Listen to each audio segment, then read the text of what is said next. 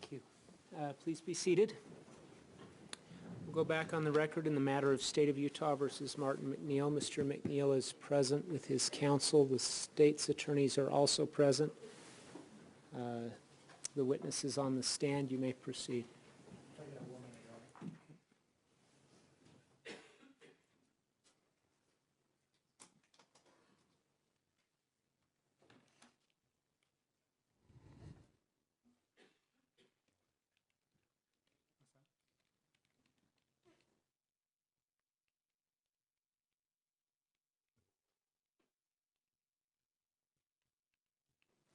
Thank you, Your Honor. Okay, Dr. Dawson, we've talked about a number of factors that affect an analysis that you perform on a toxicological report like this. And I wanted to ask, this method you described of taking a blood sample and the reported amount or level or concentration of a drug in that blood sample after a person is deceased, working in all of these factors and arriving at a conclusion, how is that regarded by other pharmacologists or toxicologists? I think that's a generally accepted procedure. How widely is that process used? Everyone I work with does the same thing. Okay. One more question about metabolization of a drug. Blood circulating through the body, is that part of that process that will metabolize a drug? Yes. I'd like to take you now to Michelle's case, and specifically the toxicology report in Exhibit 33, I believe, that we've that I provided you. May I approach, Your Honor? You may. Well, I'm going to give you what's been marked as Exhibit number 1. And this is the case file from Dr. Thompson, who is the cosmetic surgeon who performed the surgery about a week or so before her death.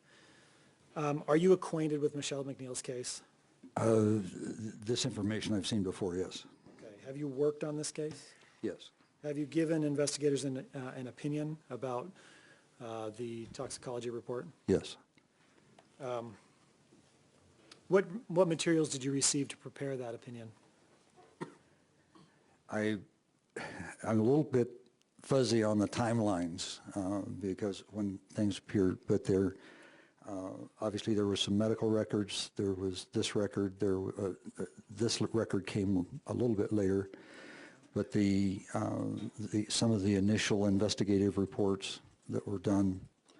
There was the emergency room records, and more recently, the reports done by other outside advisors or consultants in terms of some of the medical issues.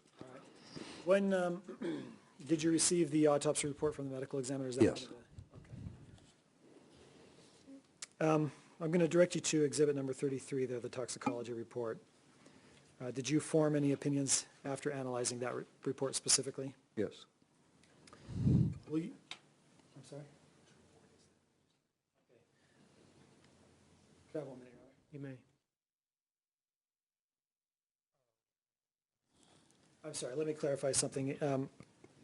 To what person does that report pertain? Whose blood sample is that? This was a toxicology report associated with the Michelle MacNeill. Okay. What drugs are listed there as having been found in her blood after she died? Diazepam, nordiazepam, oxycodone, promethazine, and zolpidem. I'd like you to, if you can, for your convenience, I've tabbed a certain page in exhibit number 1, Dr. Thompson's file. On that page and the subsequent page, will you describe the contents of those pages? These are photocopies of the actual prescriptions, I believe, that Dr. Thompson wrote at the time following her surgery. Okay, thank you. Back to the toxicology report, you mentioned one of the drugs is diazepam. Yes. Which of those prescriptions would the diazepam represent? Valium, 5 milligrams. Okay.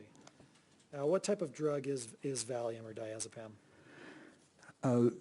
Diazepam is a generally classified in one category as a CNS depressant, but it's used as a anti-anxiety agent. It's also used as an anticonvulsant. It's used as a smooth muscle relaxant, sometimes as probably more inappropriately as a sleep aid, but it has multiple purposes, but primarily it was used as an anti-anxiety agent. Okay. How does it create its intended effect? This medication acts on certain receptors in the central nervous system. It's sort of like if amphetamine is the throttle, benzodiazepines like Valium are the brakes to the brain, and it slows things down. Okay. What was the level reported in Michelle's blood? The reported concentration of the diazepam was 0.1 milligrams per liter. How does that relate to a therapeutic dose? Or Well, I need to stop for just a moment, and when we talk about a therapeutic dose, the therapeutic dose is what works for a patient. 1 milligram might be enough. It might take 10 milligrams for a different patient. And so when we talk about that, clearly a 5 milligram dose would produce an effect on anxiety in just about everybody, short of somebody who is 300 pounds. okay.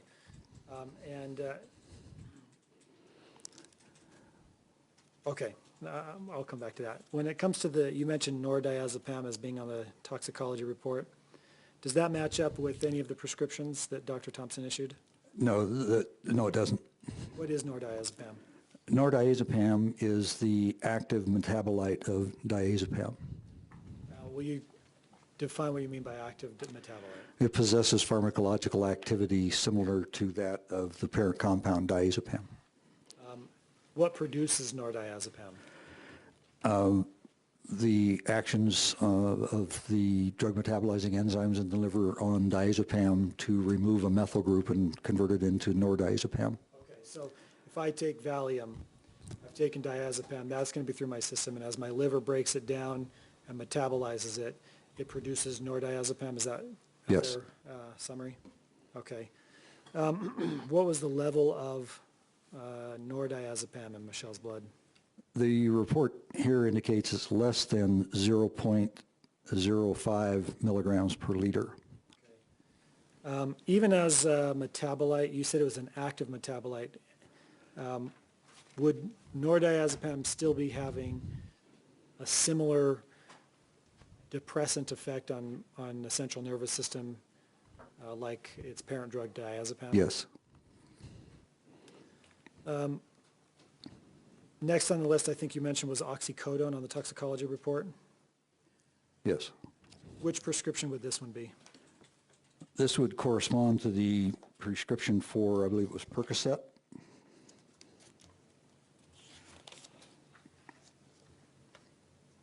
Okay. Yes. And what type of drug is oxycodone or Percocet? Oxycodone is, in the broad, well, let me stop for a second. Percocet is a combination of oxycodone and acetaminophen, or this active ingredient we find in Tylenol. The combination of these two has been, because their analgesic effects are synergistic. So the oxycodone is generally described as another CNS depressant, but it is, in more accurate parlance, is considered to be an analgesic of the narcotic category. It's a controlled substance that's very potent. Can you tell us what analgesic means? Well, for pain, Okay. pain control. And what is its effect on the central nervous system? Again, it would be cause sedation, cognitive impairment, slow movement. Okay. You referred to, when you're talking about diazepam, is slowing things down, putting the brakes on. Is that accurate? Yes. I'm sorry, is that accurate for oxycodone as well? Yes. promethazine. Which prescription would this be? Promethazine, I'm sorry, before we move on, Oh. will you tell us what the level was reported in the toxicology report for oxycodone? for oxycodone, it was 0.04 milligrams per liter. Okay. Are there other forms of oxycodone, other trade names for oxycodone, maybe without the acetaminophen? Without acetaminophen? Yeah, OxyContin. If I took Percocet, I'd have oxycodone in my system, is that correct? Yes, If I took OxyContin, I'd also have oxycodone in my system? yes. Okay, let's move on to promethazine now. Which prescription would that one be? That would be the prescription for Phenergan. What type of drug is Phenergan? Well, Phenergan is an interesting drug because it's used for several different purposes. It was originally in a group of compounds that were being screened to be used as antipsychotics, and it turned out that it was probably a better antihistamine, anti-nauseant than anything else, and so it got kind of shuffled off into that category and that use. But it too has CNS depressant qualities. That brings up an issue we haven't discussed. I'd like to maybe visit with you briefly. When it comes to, you're talking about promethazine, originally it was intended as an antipsychotic, is that? Well, it's closely related to antipsychotics. There's a whole series of compounds. Thorazine is one, Maloril is another one. These compounds were there was a huge explosion about 30 or so years ago in terms of new drugs trying to treat mental illness. And there was a whole series of compounds that were developed, and this was one of the analogs that was looked at that never really was fully developed because of side effects, one of which was the CNS depressant effects. I see. And so now, but it has been shown to be effective for anti-nausea? It apparently has some effect in the chemoreceptor trigger zone in the brain, which is part of where nausea occurs. And it also has some anticholinergic properties that are useful, but it is used almost exclusively now for its anti-nauseant effect. When a drug targets certain receptors on the brain, let's say we're taking oxycodone for pain, and it works on receptors in the brain to dull the sensation of pain, is that fair to say? That's close, if I can expand on that just a little bit. The best example is to think about it in these terms, that there are some effects on the receptor pathways that, depending on the drug, there's different receptors that are involved in analgesics, but generally what happens is most drugs like morphine, as an example, has more of an effect on the somatic sense about pain. In other words, you might still feel the pain, but you don't care. With oxycodone, it's more potent, and it tends to block some of the pathways, but it also has that same effect. The pain doesn't totally go away, but your somatic perception, if pain is worse at night, for instance, because you're not thinking of anything else than it is during the day. And so it's that somatic piece of pain that's part of that cycle. So it helps interrupt that cycle where that somatic a perception or input into how we perceive pain. And perhaps my questions are not quite as articulate as they need to be. What I'm getting at is the overlapping effects of these drugs. If I'm taking oxycodone for pain, does it affect only my pain, or will it affect other functions of my system? It'll affect other functions as well. How about Phenergan, for example? Yes. What are some of the other functions that, in addition to treating my anti-nausea, what else will it do? Well, typically it will also, its anticholinergic side effects will also cause potential for urinary retention, for drying up mucus secretions. It's very effective at treating, in some cases, people with allergies. because of the antihistaminic effect, but it's also the sedating effect. It limits its use there, but it also affects the CNS alertness. Is it fair to say that each of these drugs that we're talking about has a specific symptom that it's targeted, but it also has other effects on the system as well? Yes. Okay. I think you've mentioned this already, but just to make sure, what's the effect on the central nervous system of promethazine? Promethazine generally would be considered to be a CNS depressant, but its specific action is as an anti-nauseant and anticholinergic. Okay. What was the level reported in the toxicology report?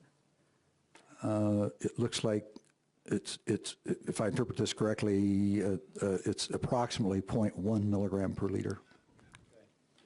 Okay. Lastly, I believe is zolpidem on the toxicology report. Yes. What prescription does that correspond to? That would be the Ambien. Okay. What type of drug is Ambien?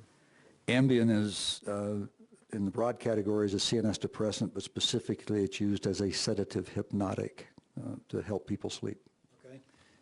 And what's its effect on the central nervous system?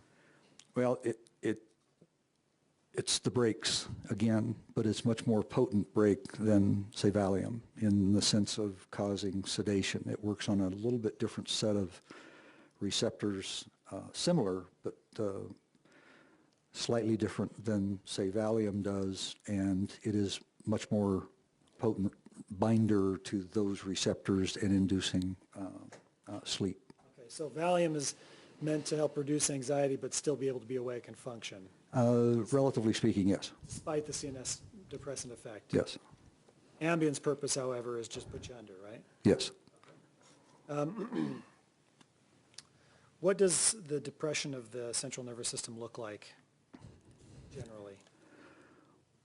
Well, it's a continuum that starts generally with a diminished alertness, some cognitive impairment, some cloudy functioning, maybe not.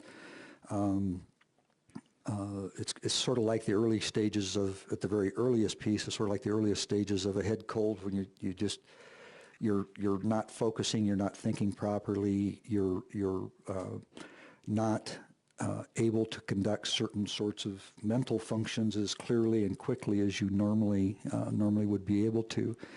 As you begin to cloud that sensorium and you begin to further influence the level of CNS function, you start to have not only difficulties with, say, for instance, recall or, for instance, multitasking. You can't do two things at one time as well as you normally would. You're not able to do speaking as clearly as that begins to progress further. You begin to have slurred speech. You have problems with gait or ataxia. You can't walk a straight line. You can't. You might have to hold on to something to hold yourself up. And it just continues to the point where it gets to where it's very difficult to maintain arousal or alertness, and it just continues on deeper. It's like walking into deeper and deeper water until you get to the point where they either fall asleep and are arousable, or you could become comatose if it gets severe enough. Valium is one of those that, in effect, when you go to sleep, you put the brakes on the brain, and you're asleep. You're not alert to anything in your surroundings. That's the purpose. Okay. As opposed to sleep, though, if let's say if I had these drugs in the average adult system, let's say I'm tired, I'm working, I'm falling asleep, but I want to stay awake. I can force myself to stay awake. Would someone be able to force themselves to stay awake if they had all these drugs on board? Sustained. Okay. Did you employ this method that you've described earlier for analyzing a toxicology report? Did you employ the same method when you were asked to analyze Michelle MacNeill's report? Yes. Will you, okay, I'd like to ask you about how these various drugs work on the central nervous system. I think you've explained already, but if we could go specifically by drug, how does diazepam create that central nervous system depression? Well, by its action on the what we call the benzodiazepine receptors in the central nervous system, which are GABA receptors, and it modulates downward the electrical activity in the brain. In other words, it depresses the electrical activity. Okay. How about the nordiazepam? Does that Same thing. How about oxycodone? Oxycodone works at different receptors than the benzodiazepine, but it also causes a CNS depressant effect that's working through a different mechanism. It's working through a different set of receptors, and so this is what makes the effect additive. In other words, both drugs are working at different sites, and so when there's a combination of the two drugs, and this is a very basic concept, that if you have this drug producing this amount of effect alone and this drug producing this amount of effect alone, when you put them together, you have an additive effect that's greater than either one alone. Okay. So one drug is putting me to sleep in this area, another drug is putting me to sleep in another area, and their combined effect is greater than just each one. Yes. How about promethazine? Promethazine works through histamine receptors in the brain, and that's the basis of its sedative effect, or at least a significant amount of it. And it's similar in that regard to a drug like Benadryl that's in Tylenol PM and some of those other preparations as part of putting you to sleep. The antihistamines, the H1 receptor blocker antihistamines, what we call the first generation. I just went out in the weeds there on you, and I'll get back very quickly. But that group of drugs has a profound CNS depressant effect, and they work on a third set of receptors different from the other two, and so you end up with a third factor in there that the combination of any one of those alone will produce a certain amount of CNS depression depending upon dose, but you start putting them together and their effects are still additive. Okay. And then finally, zolpidem. Zolpidem acts on there's a family of receptors that they're called the GABA receptors in the brain, and they're called, zolpidem is what we call a benzodiazepine receptor agonist, and that benzodiazepine receptor is part of those GABA receptor families. They're all kind of the same family, and I'm oversimplifying, so please bear with me. But as that is a fourth set, actually the 3.5 set, if you will, because the benzodiazepine receptors for the diazepam and for the zolpidem kind of fall in the same family, but the zolpidem is very specific for a subset of those receptors, which makes it different because that's where sleep occurs. And so you're actually taking a drug that is specific to put you to sleep. That's why you take it. If we could go back, I'd like to talk to you about some of the factors in your analysis of Michelle's toxicology report.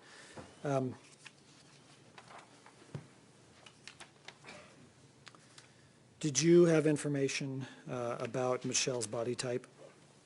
Yes. What information did you have?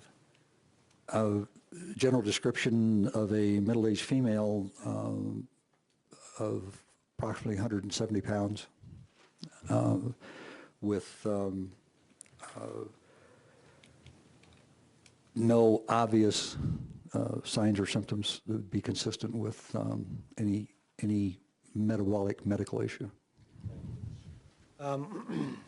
So would she be described as your average patient in that sense? Average female patient, yes. How is foundation lacking? I believe that the average patient that he described previously was a 5'10" male.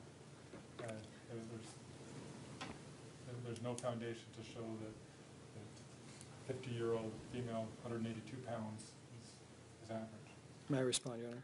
Yes. I believe you used the 5'10" male as an example of the 66.66 or nearly 70% of that bell curve that not just males, but the average population fits into, and that applies to women as well. I'll sustain the objection on foundation. I think he articulated other factors he looks at as well. You may lay further foundation. Let me ask you specifically about that average patient. Does that include men and women? The men and women are their own, kind of their own category, but in the sense of there are some exceptions for women that are not exceptions for men. And for a female of this description, in the absence of other confounding factors, would not otherwise appear abnormal or out of the normal range. Okay. Well, let me clarify my question. Then I asked you whether she would fit into that average patient category. And if I understand your answer, you're saying she would not because she's a female. Well, in the sense that she would not be out of the normal range at least at this point for a female. If I'm not sure I understand if you're talking about everybody put into one category in one group, then in some respects you need to consider females separate from males. Okay. No obvious indications of something that would affect her metabolism of drugs? Not on the surface, no. What was your opinion about Michelle MacNeill when it came to her experience as drug naive or drug experienced? Excuse me, her status as drug naive or drug experienced? I did not see anything that would suggest that she was, other than some estrogens and some other medications, there's nothing there to suggest that she was on a long-term CNS depressant use. Okay. Did you have information about the prescriptions and things that she'd been given from the cosmetic surgery? Yes. May I approach, Your Honor? May. I'm showing you, or I'm going to show you. This is Defense Exhibit D. That is a controlled substance report, basically a controlled substance history for Michelle MacNeill. Does that seem accurate to you? I'm sorry? Does that seem accurate, this Doppel report for Michelle MacNeill? Yes, this is from the Board of Pharmacy, I think. It's from Utah's database about Yeah, prescription. I'm familiar with these type of reports, yes. Okay. I'd like to have you look at the two prescriptions at the top of that table in December of 2002. Do you see those? Yes. What are they prescriptions for?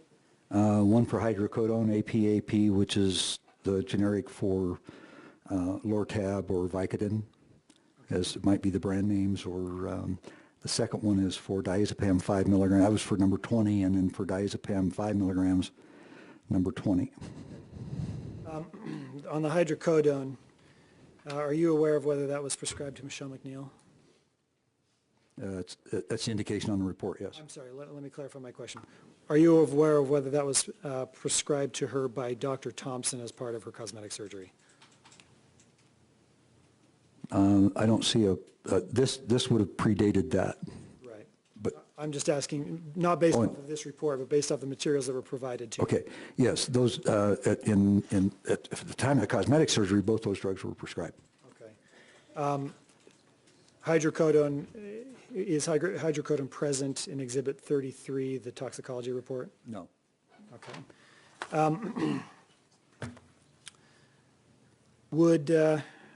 Are there any other prescriptions from 2002 relevant to the drugs that Michelle was prescribed by Dr. Thompson? There were other prescriptions for the same items, but nothing, no unique or new drugs. Okay, those are later in 2002, is that correct? Yeah. Hydrocodone, diazepam also? In December. And what were the quantities of those? 10 for the diazepam and 5 for the hydrocodone. Okay. Taking into January of 2003, do you see prescriptions for Lortab and Percocet? Yes. What were the quantities for those prescriptions? The Lortab was 40, and the, let me me get on the right line here. Let me, instead of asking the quantities, let me ask you about how many days they were prescribed for. I think that might be clearer. Oh, yeah, I was in the wrong column, sorry. Based upon the instructions for use, the lower tab, number 40, should have lasted 20 days. And that's usually let me just explain that real quickly. When the prescription is written, take one or two tablets daily as needed for pain. The pharmacy does the input, and they'll put in an estimated day supply, and that's where that number comes from. Okay. And then how about for the Percocet in January of 2000? For the Percocet was for quantity 40 and estimated 5 days supply. Okay. And then there's some unrelated prescriptions. If you could jump down to 2006, March of 2006.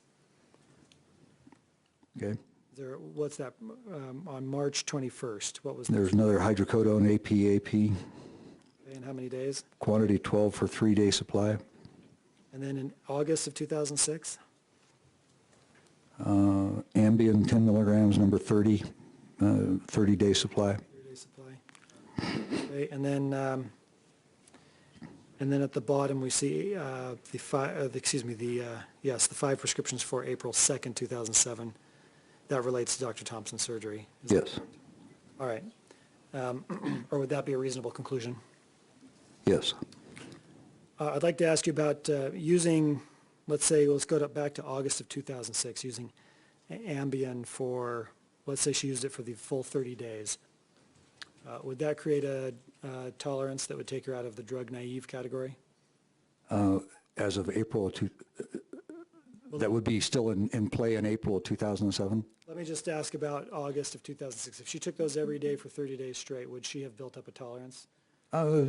There's a possibility, although it's unlikely. And then the next question is, what about in April of 2007? If she took those 30 days and then stopped taking them without the next prescription, or without any other prescription to follow it, would she still be tolerant in April? No. You talked earlier about patients that you've dealt with in the past who are drug tolerant, kind of walking them back to zero where they're on no drug. How would you describe her condition on Ambien in April relative to tolerant or having been walked back to zero? There would be no appreciable tolerance at that point. So is it possible to reset someone's drug naivete? So if I'm naive and I start taking Ambien and I build up a tolerance, is it possible to go back to being drug naive again? Yes. How is that done? Well, in the sense of the tolerance with Ambien, there's probably less tolerance with that drug, particularly as we look at it in terms of its effect on sleep patterns. A lot of studies have been done looking at it for 6 months, even some up to a year. And when we were doing sleep research, we were looking specifically at what happens with time of sleep. There's 2 factors. One is how long does it take to get to sleep, and how long do you stay asleep? And the tolerance piece would be probably less about when you go to sleep, but how long do you stay asleep? And even after 6 months, there was very little tolerance associated with Ambien in the sense of losing effectiveness. There's some, but it wasn't statistically significant in most studies. So are you saying even in a drug-experienced user, pertaining specifically for Ambien, the tolerance is not that great? it's not as important as it is with, say, the narcotic analgesics.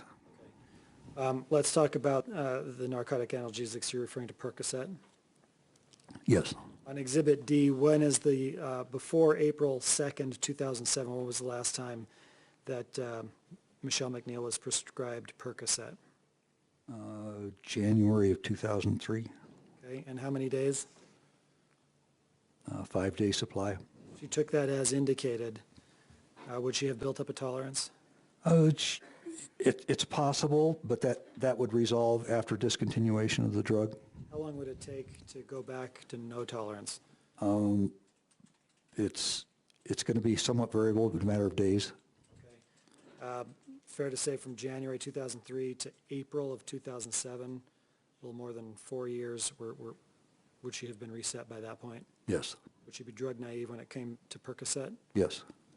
How about diazepam? Before April 2nd, 2007, what was the most recent prescription for Michelle for diazepam? December 2002. And how many days? 10-day supply. Now, there's one other prescription for diazepam before that. Can you read the date on that? December 23rd.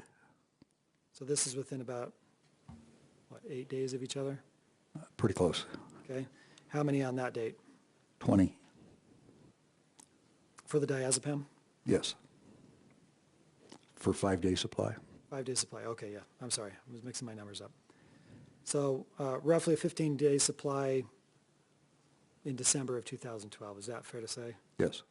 If she had taken those as indicated, would she have a tolerance for diazepam in April of 2007? The only tolerance that I would imagine would be some diminishment of the cognitive impairment. There would be some adaptation to that. Even 4-something years later? No, I'm talking about just that period of time, within a few days after the time that December period was used. But after a few days, no, there's no residual tolerance. Okay, so by April of 2007, would she be drug naive as it came to diazepam? Yes. The other prescription, I believe, is the hydrocodone. Or Yes. Lortab. Are those interchangeable? I'll define interchangeable, because they're different strengths. Okay. Okay. Okay. Let's talk about the most recent, before April of 2007, the last time she was described, either hydrocodone or Lortab. That would have been in, looks like March of 2006. Okay, a little over a year before. Yes. How many days? Quantity of 12 for 3-day supply. Okay, if she took those as indicated, would she have built up a tolerance to hydrocodone? Unlikely, and it passed a few days, no. Okay, so after the 3 days when she was taking them, she'd be reset and no longer tolerant? Yes. How about in April of 2007? Would she be drug naive when it came to hydrocodone? Yes. Thank you. Did you classify Michelle MacNeill as a drug naive patient in your analysis? Yes. What was that based on? There was no suggestion that she was on an ongoing basis being treated with any of the drugs that she'd taken at the time of the surgery. Okay, and you've said already, but that's taking into consideration the prescription she received for the cosmetic surgery roughly 8 days before? Yes.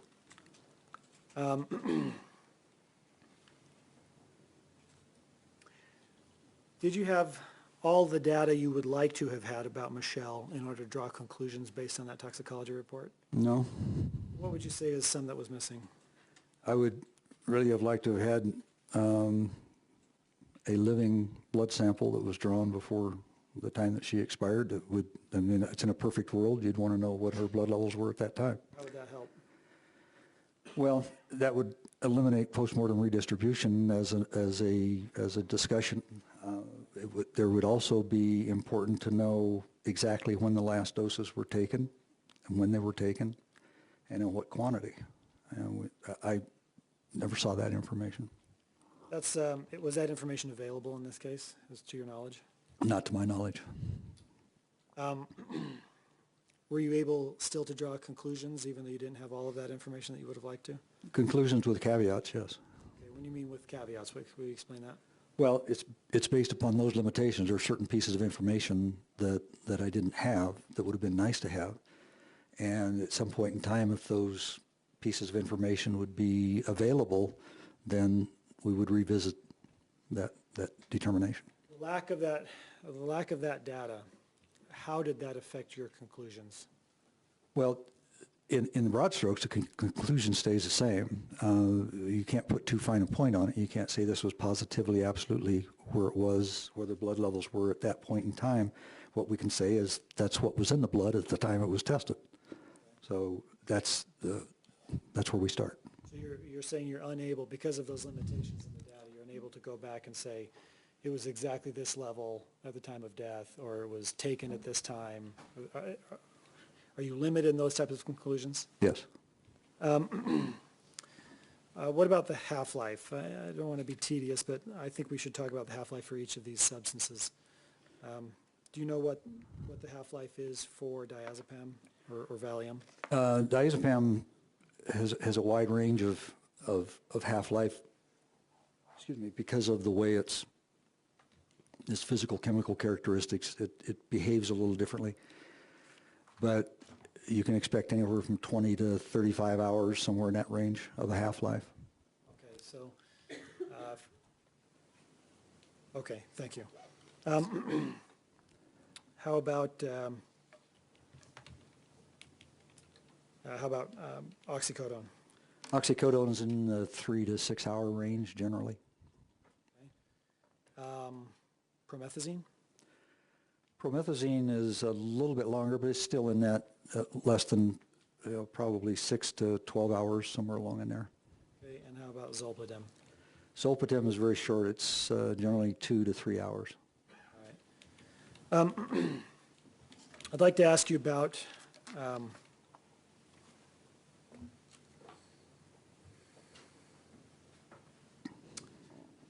the metabolite nordiazepam. What does its presence indicate to you? Well,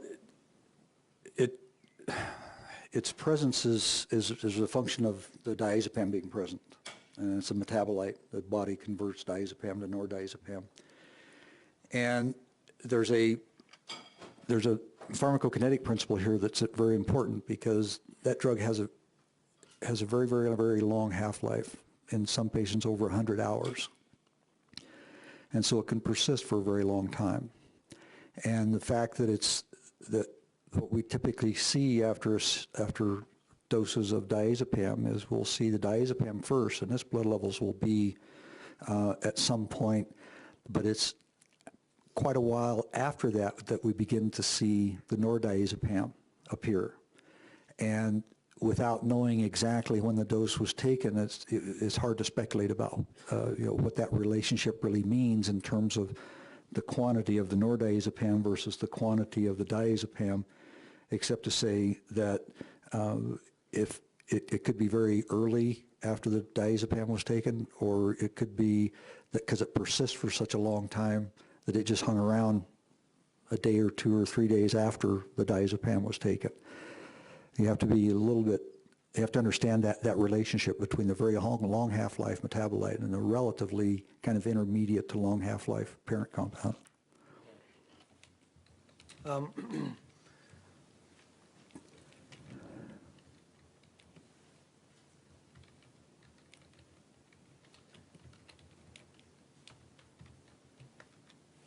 Let me ask you about the postmortem redistribution. Was that well, let me ask you first.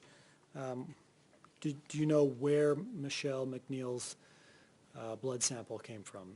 I believe it was taken out of the heart. And do you know when it was taken?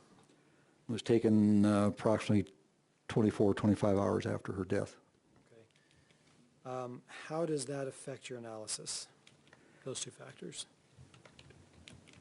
The important piece is from my perspective, is that you have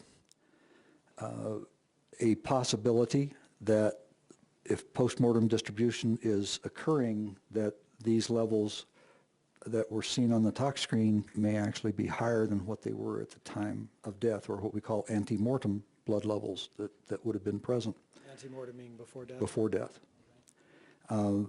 The next step that I factor there is to look at the length of time. The 24 hours is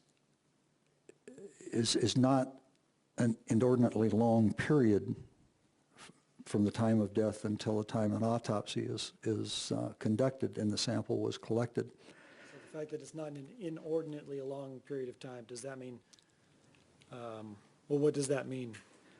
That means there's less likelihood of a major shift in the concentration of drug from tissue back to the blood.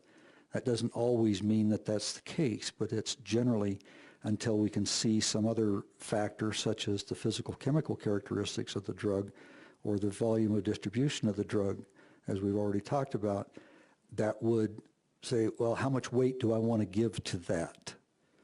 And the information in my mind is part about how much weight do I give it, but it's about the combination of the 5 drugs that's important. Okay, I'd like to talk about the combination in just a minute.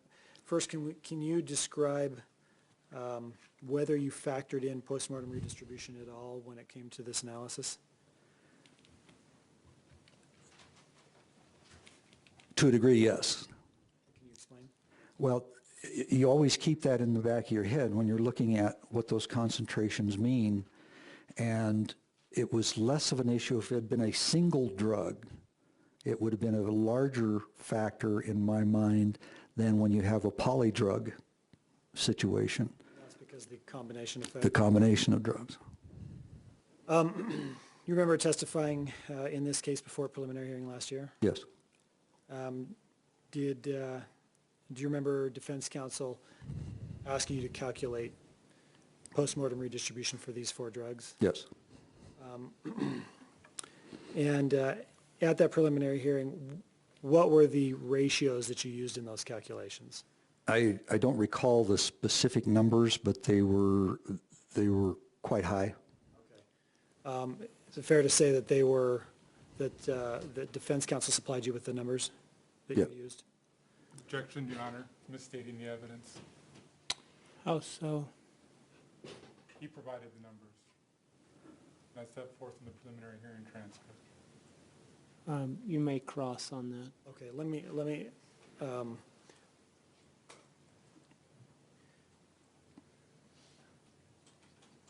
did you calculate postmortem redistribution on this toxicology report at that time? I'm sorry, for the record, my recollection of the preliminary hearing transcript is that you provided some and he provided some. That's my recollection as well. I think he provided the numbers. I used the calculations based upon the high end of the range of the numbers that he provided. Okay. Fair enough. That's a subject for cross. Go ahead. And with that clarification, the high end of the numbers on the range for postmortem redistribution, did you use those high end numbers to make your calculations? On my initial assessment, no.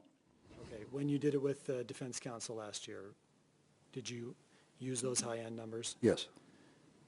Did you come to a conclusion at using that high end of the range of postmortem redistribution, assuming the highest numbers in that range that you supplied, did that affect your opinion that you had rendered earlier? No. Why is that? Well, twofold. One is, Objection, Your Honor. Foundation, may this be a time like in voir dire in relation to testimony about postmortem redistribution? Can you state your question one more time? The You're asking whether or not the calculation of postmortem redistribution at high-end ratios affected his opinion. that's correct. He said no, and you were about to say why? Why not? Yes, you may voir dire. Go ahead.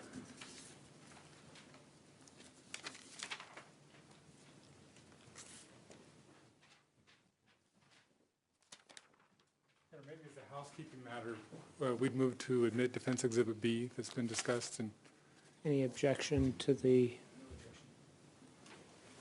exhibit? Defense Exhibit B is received. Could I take that from you, please? Dr. Dawson, at the preliminary hearing, we had a fairly lengthy discussion about postmortem redistribution, correct? yes. And we discussed some professional literature in the forensic science community. I believe so, yes. And we discussed an article from the British Journal of Clinical Pharmacology, correct? Yes. And you indicated that that's a reputable journal in your profession. Generally, yes. In fact, it's a top-tier journal, you indicated. Probably, yes. And we discussed a number of other journals as well, right? I recall we did, yes. And you indicated to me that postmortem redistribution is a hotly contested issue in the forensic science community. Generally, yes. And I asked you if you could provide any articles that would support the extrapolations that you were making from postmortem heart samples to antemortem conditions. Do you remember that? I believe we did discuss that, yes. And you weren't able to provide any citations then, correct? Yes. Do you have any now, any citations to any professional literature that supports the methodology that you're using to evaluate postmortem heart blood and make antemortem conclusions? There's been a number of discussions that have gone on in the forensic toxicology literature about that in the last year. Could you give me one citation? I don't have it at the tip of my tongue now. You knew I'd asked you about that before, right? I don't recall the specifics of our discussion. Okay.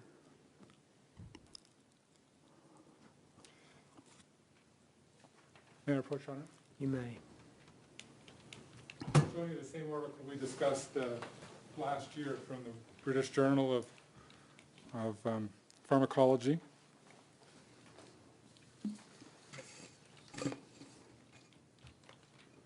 And have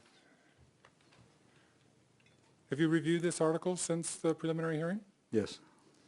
And this article goes through a number of the things that you've talked about today in relation to postmortem redistribution and factors to consider, right? Yes.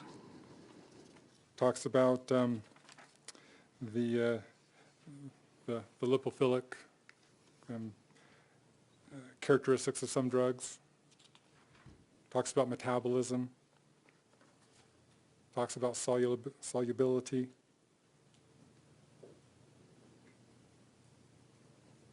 Talks about movement of the drugs from tissue to blood, right? Yes.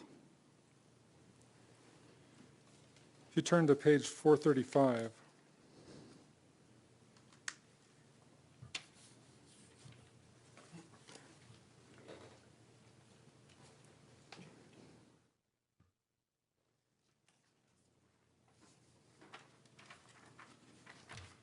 and the first column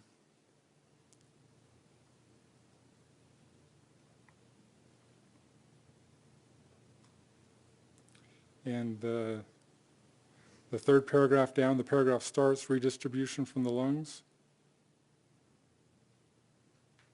You see that paragraph? Yes. And in the middle of that, this article indicates that movement of drug from the lungs into the left ventricle and aorta after death is rapid and results in a significant increase in drug concentrations in samples from these two sites. Isn't that correct? Using the examples, there were 3 drugs that they were talking about.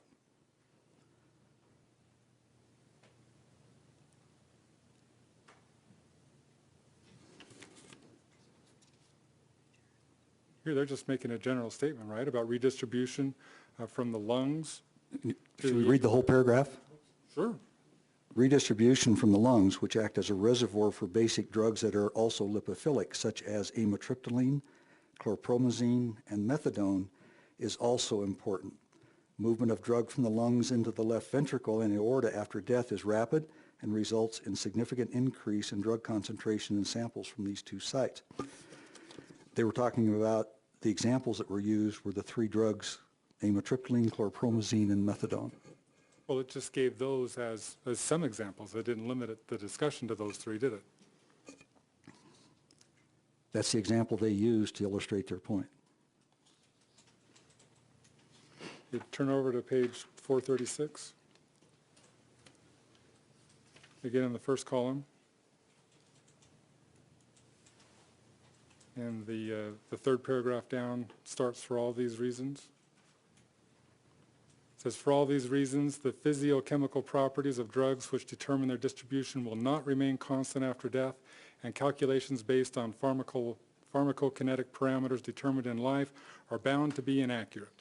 the practice at one time common in forensic work of calculating the body burden of a drug from the postmortem concentration and the average volume of distribution determined in vivo should therefore be abandoned. Correct? That's their opinion, yes. And are you aware of any article or any professional publication that disputes that currently? I'm not aware that we were calculating the body burden. I'm not sure what they mean by that. I'll turn over to page 437.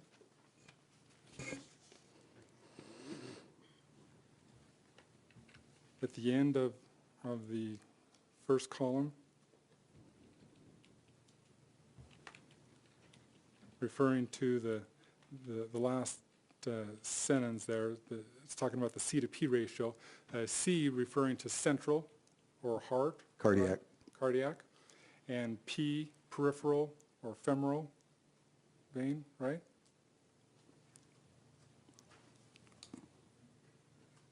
Refers to peripheral, yes. Right.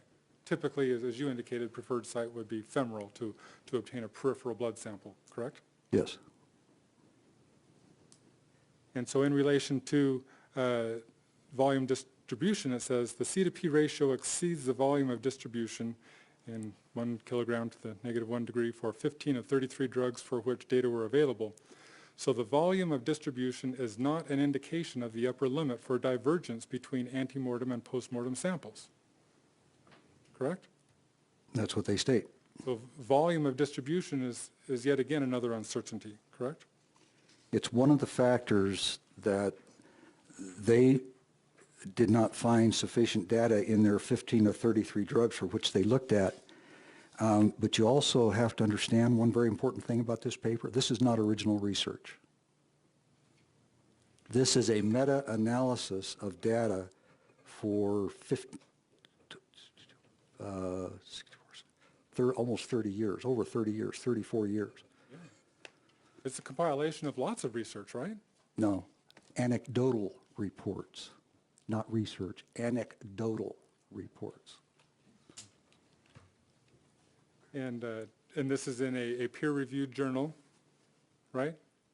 Yeah, That you indicated was Yes. top tier. yes. And then the conclusion on page 440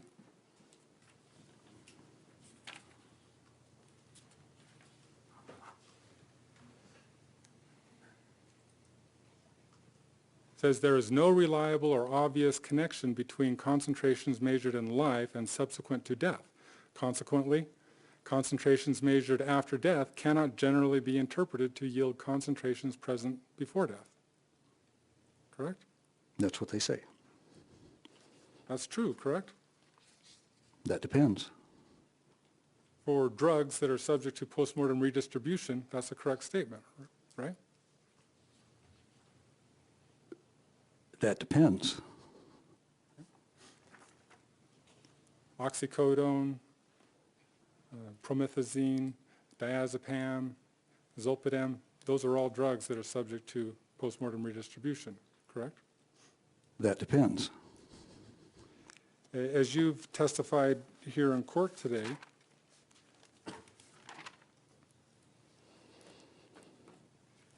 you've indicated that you're unable to say exactly what the circumstances were before Michelle passed away based upon the postmortem toxicology, correct? Generally, yes. And you've testified that in the mid-2000s, there was a shift in the forensic science community from preferring, maybe not preferring, but from taking blood from the heart to preferring to take blood from a peripheral source, correct? Yes. And that was because of the unreliability of postmortem redistribution from heart blood samples, right? Generally, yes.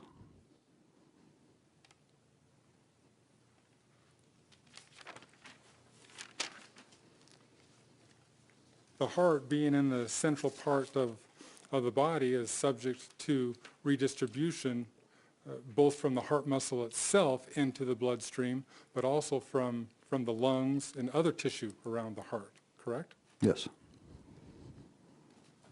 And we talk about central to peripheral ratios.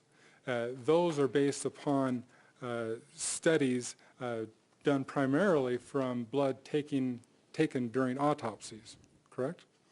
They're, again, anecdotal reports. It wasn't a scientific study, but yes. You haven't seen any scientific studies regarding creating central to peripheral ratios from autopsy blood? There is some recent work that was looked specific at simultaneous obtaining samples from cardiac and femoral vein and analyzing the two of them and comparing them.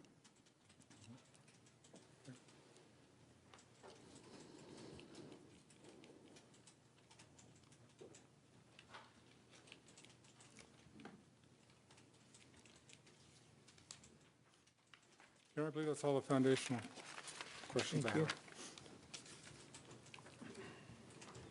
you. have. May I present argument now, or do you? You raising your objection? Are you raising your objection again, having heard the Yes. testimony? Okay. For the reasons previously stated, previously found by this court, the objection is overruled. You may continue.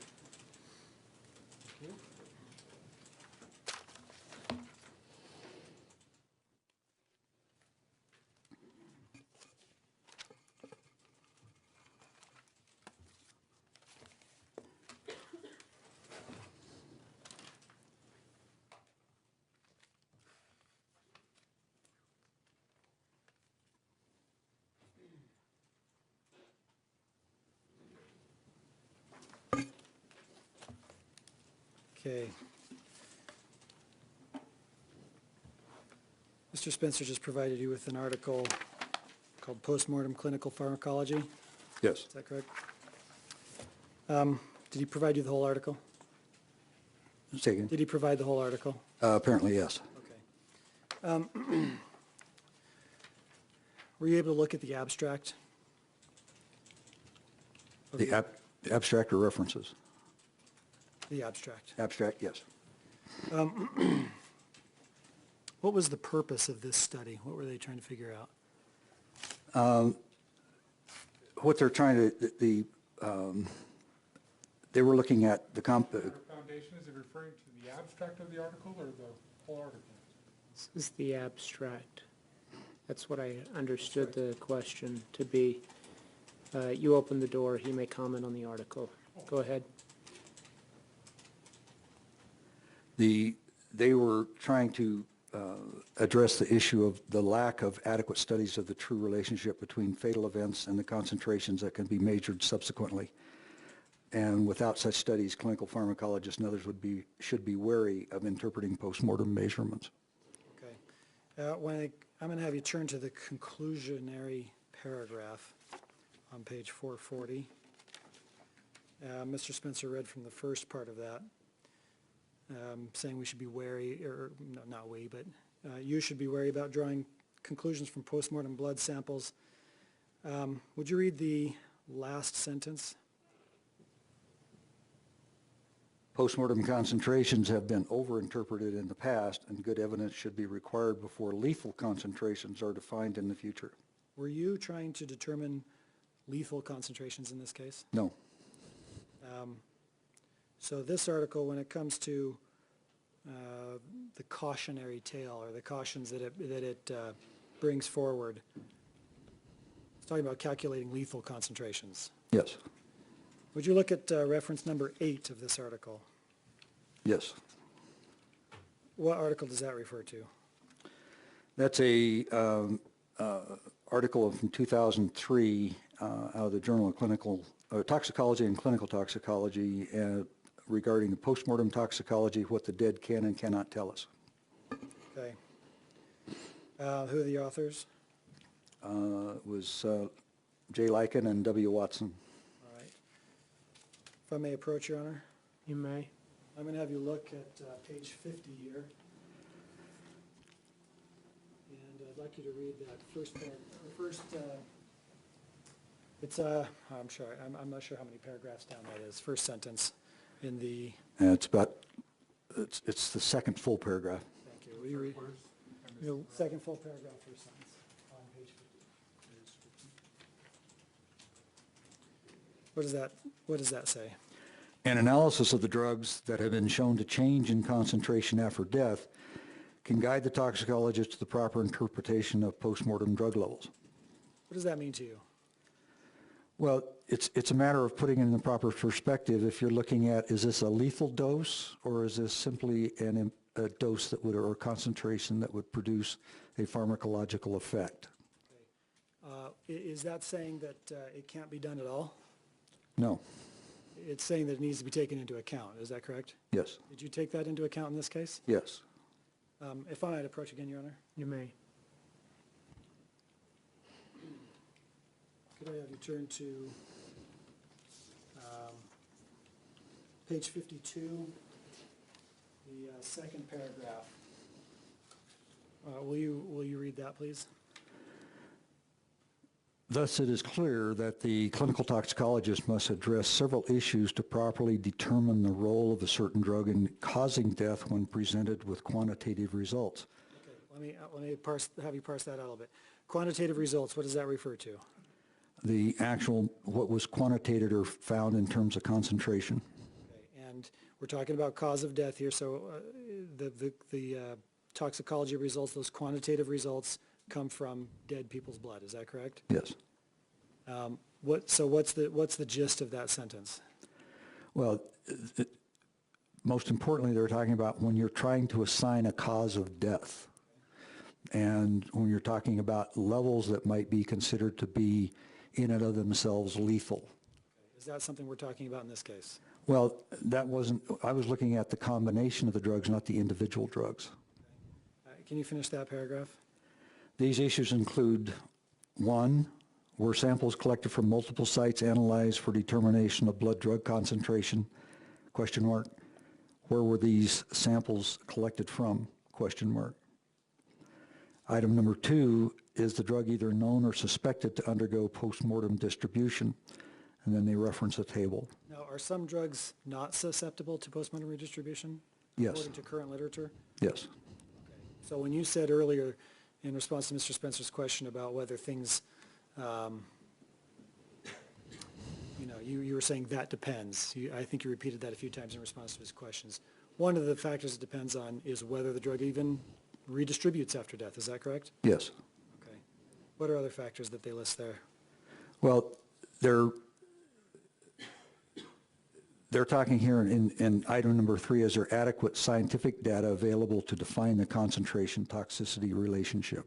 What's that talking about?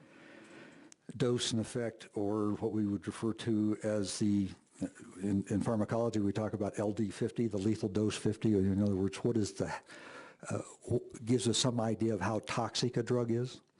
And Lethal dose 50 refers to what number? 50% of the individuals given that dose will die. Okay. Do you do those studies on people? No, we do them in animals. Yeah. Our patients tend to get cranky when we do that. Sure. Now, kind of obvious we don't do those types of studies on people.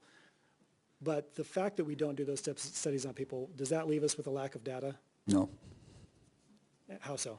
Well, we use, the animal models tell us a lot about the lethality of a particular drug, whether it be from a cell toxicity standpoint, or just if you give a certain amount of a drug, they go to sleep and they don't wake up.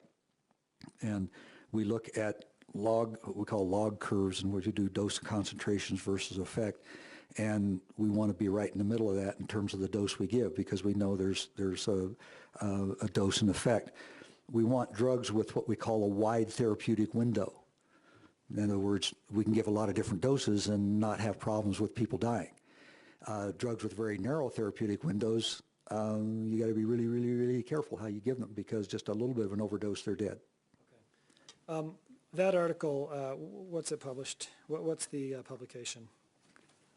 This was in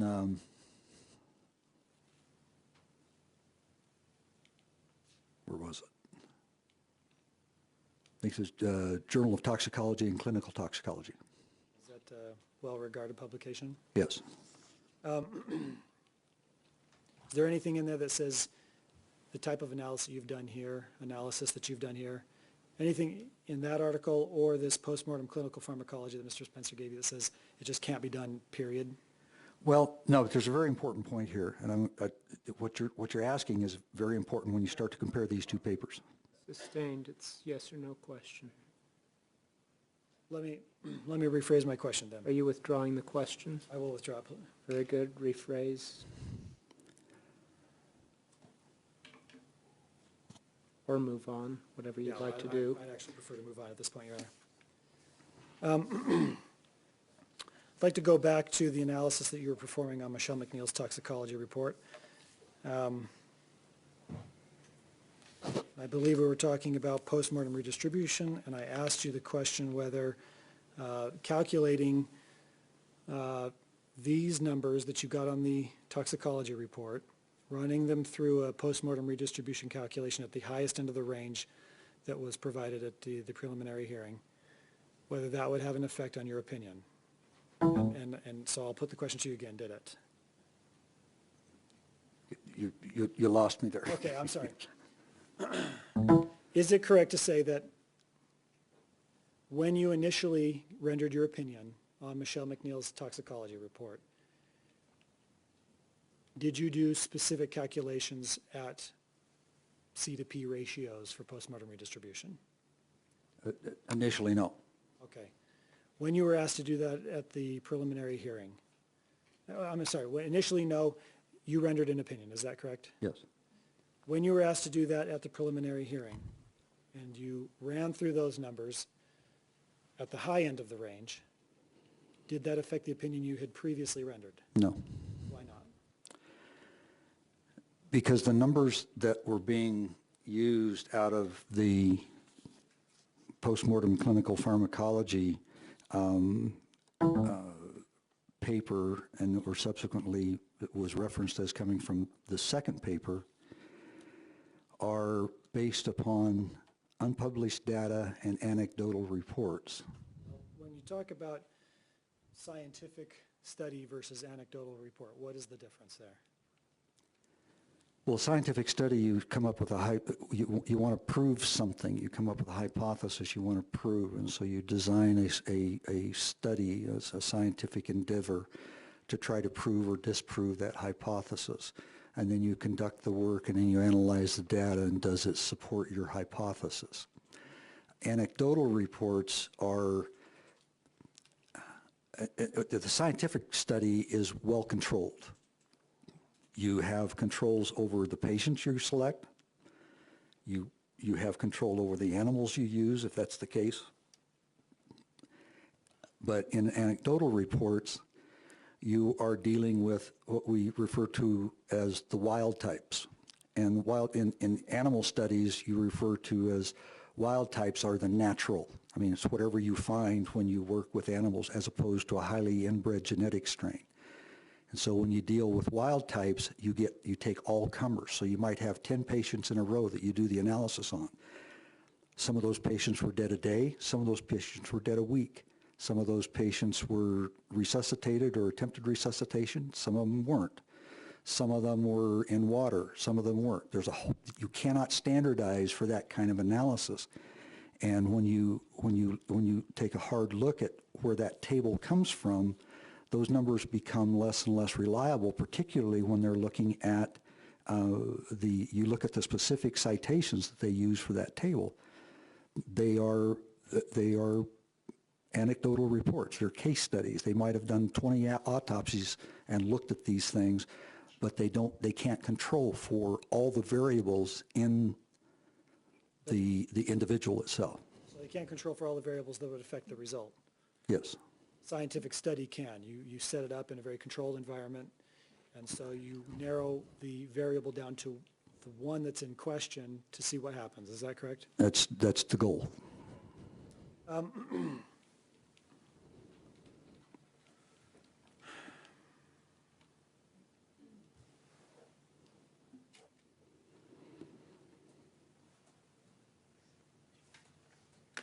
So let me make sure I understand you correctly. Are you saying that you completely disregarded postmortem redistribution because the science is rough right now? No. How would you explain that? The I was not attempting, and my goal was to look at when I see the combination of the drugs and their additive effects. I did not see a concentration there, even totally ignoring postmortem redistribution if it did occur. I didn't see a concentration there that would in and of itself, quote, be lethal. Okay. So it's not like she died of an overdose of oxycodone? Correct. That you would try to figure out, was this amount reported in the toxicology report, does that reflect a lethal dose? Is that correct to say you were not working on that? I wasn't working from that hypothesis because I realized the limitations. Okay. So your conclusion, what was it based on? It was based on the aggregate of the combination of the drugs and my training and experience in seeing people who are on these combinations of drugs. Okay. How would an adult's body respond to those five drugs? It would depend upon the concentration that's present in the blood, but if they are anywhere near the pharmacological doses. Let me specify my question then. Well, let me ask you. You said none of those drugs represents, in your mind, what would be characterized as a lethal dose. Individually, no. Individually. Is any of them too high or too low? No. Are they within what you might describe as the therapeutic range? In the loosest definition of therapeutic range. Okay, will you define that for us? Therapeutic range is probably one of the most misunderstood, misquoted concepts in pharmacology. A therapeutic range for you would not be a therapeutic range for me. What you look at is, what is the pharmacological effect? Can I give 5 milligrams of this drug to you and you get the effect that you need? That's therapeutic. 5 milligrams of that drug for me may not be. And so there's very few drugs we look specifically at, quote, therapeutic ranges. Anticonvulsants are one. Cardiac glycosides is another one. There's certain other drugs that we look at and say, this is the range I want to treat this person to, because I know if I go over that, it's going to be toxic. If I'm under that, I'm more likely not going to get the effect that I need. Are you able to calculate the therapeutic range for somebody who's dead? No. So these drugs individually are not at lethal doses. Individually, no. Are you able to say whether they were within therapeutic ranges? The drugs that, even taking into account even the wildest postmortem redistribution, there would still be a therapeutic effect in the drug-naive patient, and particularly in the combination. What would the effect of that combination be? Your Honor, may I have a standing objection to these questions so I don't need to interrupt? You may. These are all CNS depressant medications. When you add them together, you get CNS depression. And they can range from mild cognitive impairment all the way up to unconsciousness. Okay. Hypothetically, if the doses, if the concentrations that you have on that toxicology represented concentrations in a living person, what would that effect be? Objection, Your Honor, asked and answered. Overruled, he may answer. Those concentrations on their surface, it would be likely that that individual would be severely obtunded and unable to respond constructively to their environment. Will you define obtunded? Difficult to arouse, even asleep, not understanding or able to understand the circumstances that are surrounding them at that time, misinterpreting those circumstances, the cognitive impairment, it would be profound. How about motor skills? Motor skills would be affected. And you said they could even be asleep? Yes. Would a person under that condition, would they be alert and aware of their surroundings? They would not be alert. And their awareness would be impaired? Possibly, yes. How would that have affected someone's ability to defend themselves against threats? Objection, Your Honor, speculation. Sustained. That's fine, I'll withdraw that. I'll turn to the witness at this point, Your Honor.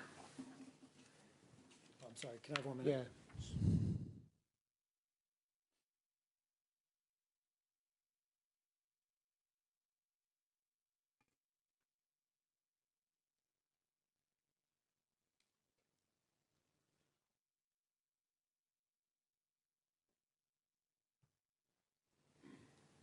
I'm sorry, Your Honor, there's one thing I neglected to do, if I could have a couple more minutes. Go ahead.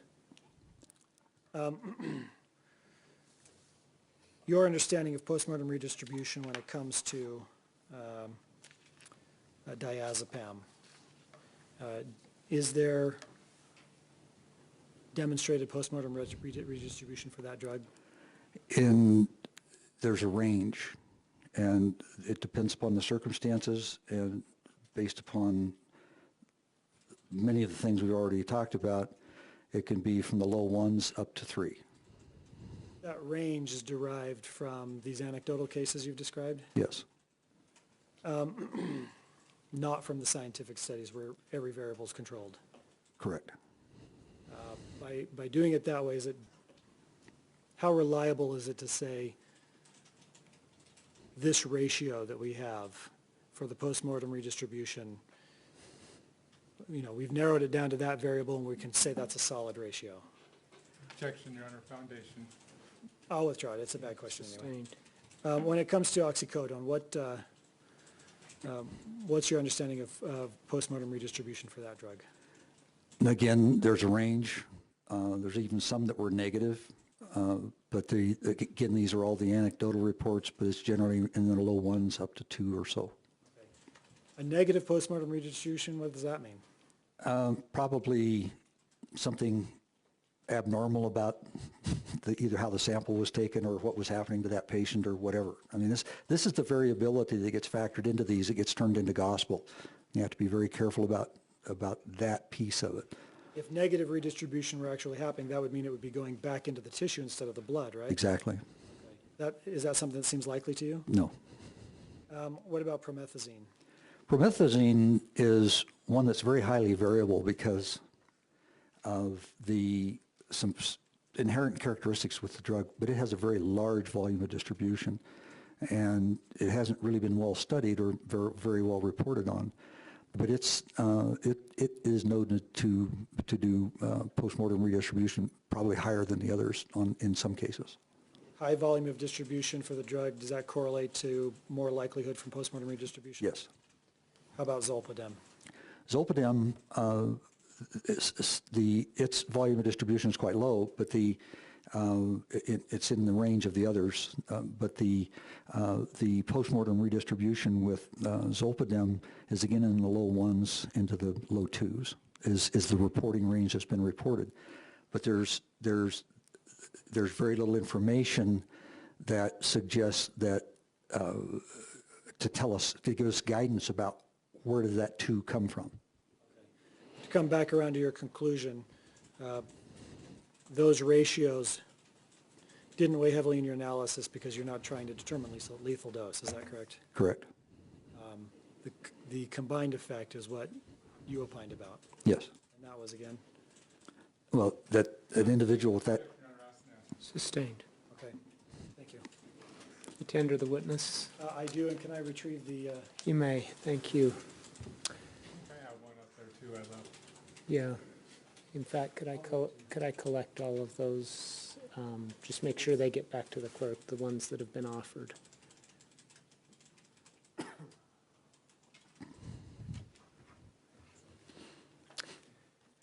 Ladies and gentlemen, we'll take our afternoon lunch hour. Let's reconvene here at let's